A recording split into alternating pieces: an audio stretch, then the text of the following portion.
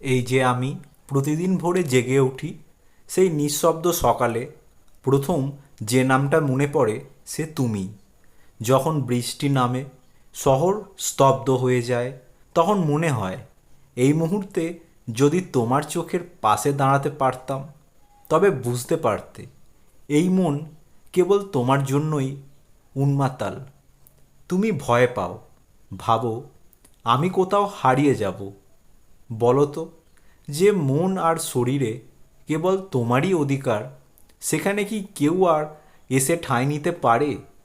এই শরীর তো কেবল তোমার হাতেই আশ্রয় খুঁজে, এই মন তো তোমারই অনুপস্থিতিতে অস্থির হয়ে ওঠে।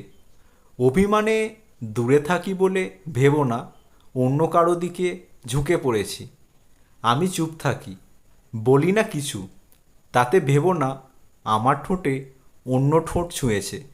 এই ঠোঁট তো কেবল তোমার নামেই মৌন হয়ে থাকে। এই তৃষ্ণা তো কেবল তোমার স্পর্শে শান্ত হয়।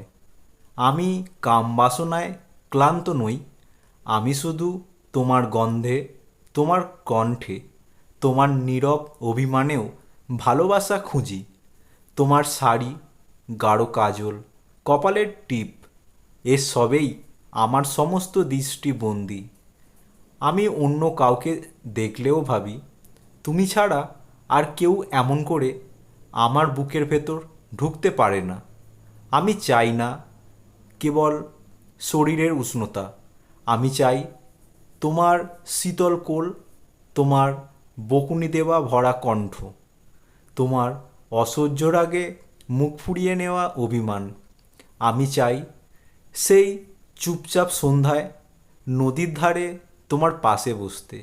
আমি চাই সেই দীর্ঘ রাতগুলো যেখানে তুমি আমার বাহুর ভেতরে নিঃশ্বাস ফেলো।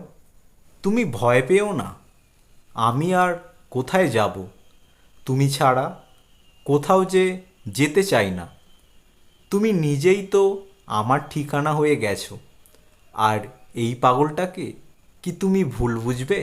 ভেবো না আমি তোমাকে হারাতে পারি।